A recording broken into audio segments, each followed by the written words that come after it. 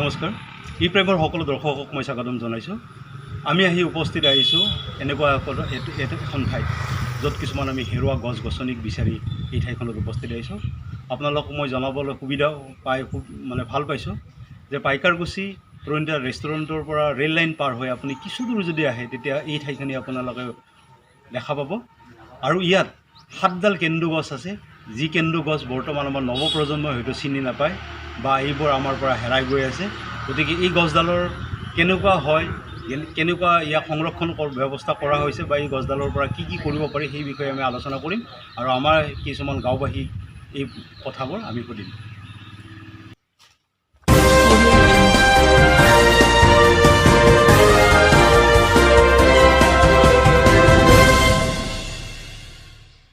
আমাৰ সৈতে উপস্থিত আছে গাঁওবাসীৰ কিছুমান স্থায়ী বাসিন্দা। আমি তেওঁৰ সৈতে আলোচনা কৰিম যে এই গছডাল আচলতে কেতিয়া ক'ৰ পৰা কেনেকৈ আহিল সেই বিষয়ে আলোচনা কৰিম। আমি ডাইৰেক্ট প্ৰত্যক্ষভাৱে গাঁওবাসীৰ ওচৰলৈ দেখিছোঁ। ইয়াত কিমানডাল গছ আছিল আগতে? এটা আগতে 7ডাল দেখিছোঁ আমি। এতিয়া কিমানডাল গছ আছে? এতিয়াও 7ডালে আছে গছ, কেন্দু গছ। ইয়াৰ পৰা 2ডাল কাটা গৈছিল, আমি মাজে মাজে ৰুইছোঁ আৰু গাঁৱৰ মানুহ আমি এনেকৈ। নতুনকৈ ইয়াত বাহিৰে এইখিনি গাঁৱৰ বাহিৰে ক'ত বেলেগত কেন্দু গছ দেখিছে নেকি? আমি তেনেকৈ দেখা নাই আৰু আমাৰ ইয়াতে দেখিছোঁ। আপুনি এই গছডাল কেতিয়াৰ পৰা দেখিছে? মই জন্ম হোৱাৰ প্ৰায় 60 বছৰে হ'ল। এই 60 বছৰৰ পৰা মই দেখি আহিছোঁ। আচ্ছা, গছডাল এনেকুৱা ডাঙৰেই হৈ আছে? এনেকুৱা ডাঙৰেই হৈ আছে। হয়, আপুনি সৰুতে থাকোঁতে কেনেকুৱা দেখিছিলে গছডাল? সৰুতে অলপ সৰু আছিল, এতিয়া ডাঙৰ হৈছে। এই গছডালৰ ফল ফল হয়নে নহয়? হয়, এই ফল হয়। আমি এই ফল খাওঁ, আমি এই লাগি আছে এই দেখি পাইছোঁ আমি। হয় হয়। এই গছডালৰ ফলটো কেনেকৈ ব্যৱহাৰ কৰা হয়? কেনেকৈ ব্যৱহাৰ কৰা মানে কিছুমানে হেৰি কৰে, তাৰমানে ৰং দিয়ে জালত আৰু নাওটো ৰং দিয়ে হেৰি কৰে, সেই মানে গম পাইছোঁ আমি। বেলেগ মানুহে লৈ যায় নে গাঁৱৰ মানুহে? গাঁৱৰ মানুহে মানে খায় আৰু ছোৱালীবিলাকে খায় আৰু বেলেগ মানুহ লৈ যায়। আহি পেলাই লৈ যায় আৰু কিন্তু এইটো ফলটো তাৰমানে এতিয়া নাখায়, পকিলে হয়। পকিলে সৰু ল'ৰা ছোৱালীলে খায়। এতিয়া তাৰমানে কাছে আছে, এতিয়া জালত ৰং দিব পৰা হৈ গৈছে। জালত ৰং দিয়ে নেকি? হাতবিলাকত আৰু আমি জানাত এই দুটা আমি গম পাইছোঁ, বাকী ক'ত দিয়ে নাজানো। এই গছকেইডালৰ ওপৰত নিৰ্ভৰ কৰি এই ঠাইত কিছু মন্দিৰৰ প্ৰতিষ্ঠা কৰা হৈছিলে।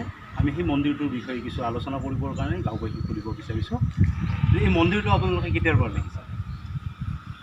মই জনাত এই মন্দিৰটো 1956 চনত পাইকাৰকুছি গাঁৱৰ সূৰ্যৰাম মহাজনে ইয়াত টংলাৰ পৰা এজন ষষ্ঠী নামৰ বুঢ়াই এই মন্দিৰটো ইয়াত নিৰ্মাণ কৰিছিল আৰু এই মণিকূট এটা সজাইছিল আৰু তেতিয়াৰ পৰা ইয়াত চাকি বন্তি ধূপ আদি জ্বলাই এই মন্দিৰটো চলাই আহিছে। কিমানমান চনত আপুনি ক'ব পাৰিব নেকি? কিমান চনত এই মন্দিৰটো প্ৰতিষ্ঠা কৰা হৈছে? মই জনাত 1956 চনতে চলিছিল আৰু তাৰ আগতে শুনামতে এই এটা মাটিৰ জাপ কৰি পেলাই গৰখীয়া ল'ৰাবোৰে ইয়াত চাকি বন্তি দিছিলে আৰু তাৰে পিছতে 1956 চনত এই সূৰ্য মহাজনে বৰ্তমান তেখেত মোৰ আটা তেখেতে ইয়াত স্থাপন কৰিছে। অসমৰ গাঁৱে হৈ এসময়ত থকা এই গছবোৰ আমাৰ পৰা সাম্প্ৰতিক সময়ত হেৰাই গৈ আছে আৰু আমাৰ হয়তো নৱপ্ৰজন্মই এই গছবোৰ আৰু ভৱিষ্যতে হয়তো কেতিয়াবা দেখা নাপাবও পাৰে। গতিকে মই অসম চৰকাৰৰ যি বিভাগ থাকিব, সেই বিভাগক এনেকুৱা ধৰণৰ আমাৰ যিবোৰ গছ থাকিব সেই গছবোৰ সংৰক্ষণৰ কাৰণে মই অনুৰোধ জনাইছোঁ। তথা অসমত যিসমূহ ব্যক্তিয়ে গছ সংৰক্ষণ কৰি ভাল পায় সেই ব্যক্তিসকলক মোৰ এটা অনুৰোধ থাকিব যে এনেকুৱা অসমৰ পাহাৰ ভৈয়ামত যিবোৰ গছ থাকিব সেই গছবোৰক যাতে সংৰক্ষণ কৰাৰ ব্যৱস্থা থাকে আৰু আমাৰ ভৱিষ্যত প্ৰজন্মই যাতে এই গছবোৰ তেওঁলোকে দেখা পোৱাৰ সুবিধা পায় বা তেওঁলোকৰ মাজৰ পৰা এই গছবোৰ যাতে হেৰাই নাযায়, সেয়া এক বিহিত ব্যৱস্থা কৰিবৰ কাৰণে মই অসম চৰকাৰ বা বন্য বিভাগ অথবা গছ সংৰক্ষণ যি সন্থা থাকিব তেওঁলোকক মই অনুৰোধ জনাম।